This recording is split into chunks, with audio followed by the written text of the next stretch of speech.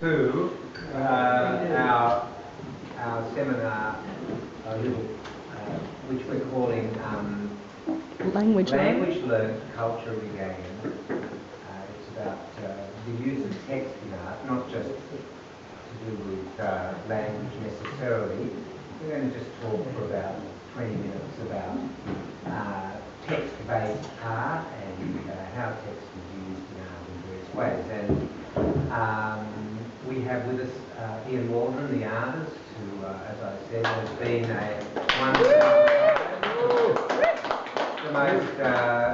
the largest landscape prize in Australia, as well as being an Archibald finalist, Wynne Prize finalist, Deauville Drawing Prize finalist on numerous occasions. So, a very accomplished artist, and he'll tell you a bit about his Aboriginal heritage and what inspires his art. And I have Dr. Bronwyn, who's a dear friend of ours, a linguist and an expert in Aboriginal languages, as well as working with Afghan, Arab and other cultural groups. And she can tell you anything about that if you'd like to ask her during the evening. We were to have Richard Tipping, the Australian contemporary artist, who is another text-based artist. Unfortunately, Richard Tipping rang me today incredibly apologetic to say that he was stuck in Newcastle. He's currently relocating his entire life from Newcastle to Redfern, and suddenly today he had people that were going to rent his house up in Newcastle, and he just couldn't get away. So he was incredibly apologetic and sent me a little 600-word précis of what he was going to say this evening.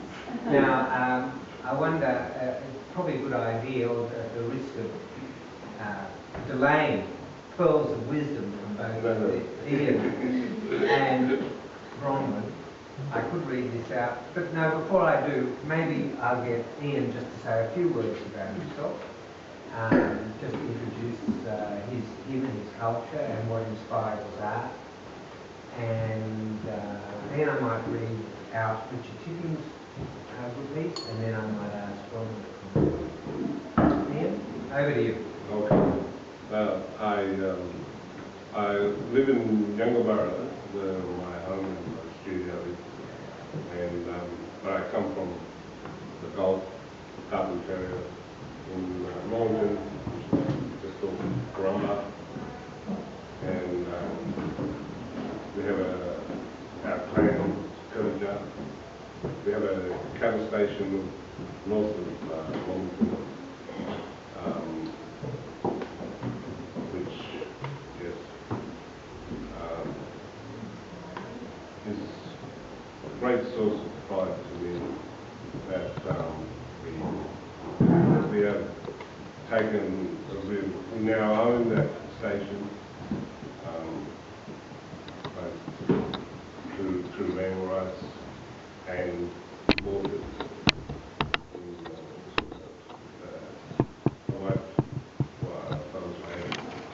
owning land. So that has been a very great, successful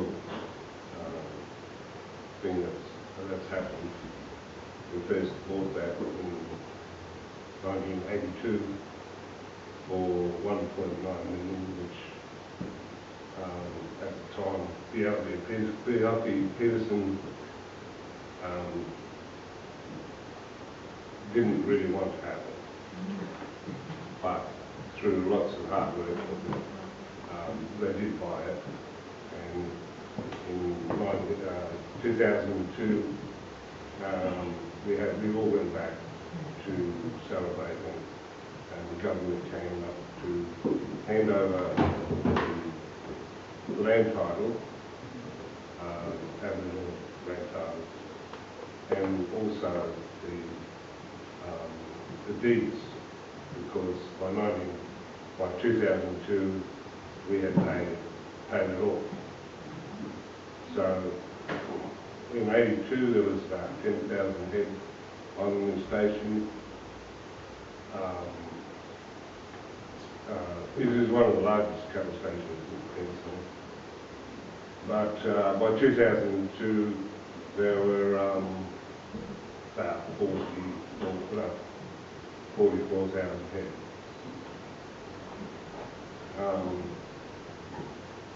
So it also, by doing that, we've been able to train young fellas to work on the station, and they have a job, and they do lots of training in all sorts of helicopter flying, all that sort of stuff, management.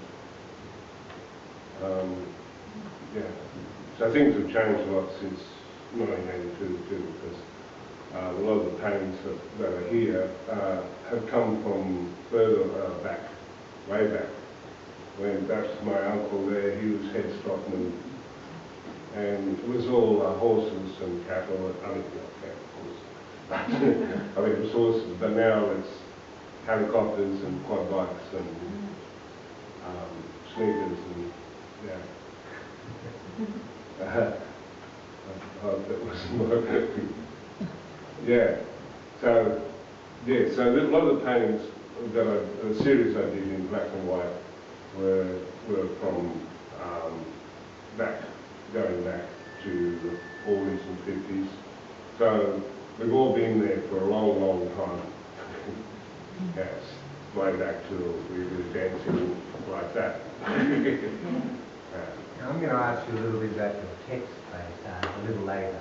Yeah. Right? Yeah. So I think what we might do now is just maybe I'll read this piece to kick it off, and then get you two to respond to what Richard Tipping said in his little piece here, if you don't mind. So he sent me this by way of apology for not being able to deliver it himself. Writing is a physical act, and its antecedents began long ago with drawing and painting on cave walls and with inscribing marks onto rocks. Some of the oldest cave art in Australia, is in Australia, with Aboriginal people inhabiting the south of Australia by 46,000 years, while the earliest known remains of modern humans in Europe are only about 35,000 years old. Recent discoveries about the migrations of Homo sapiens into the Asia-Pacific area, made through mitochondrial DNA mapping and the excavation of ancient sites, show that we as Homo sapiens have used both our technologies and our social ingenuity to make the human world and our tongues to explain it.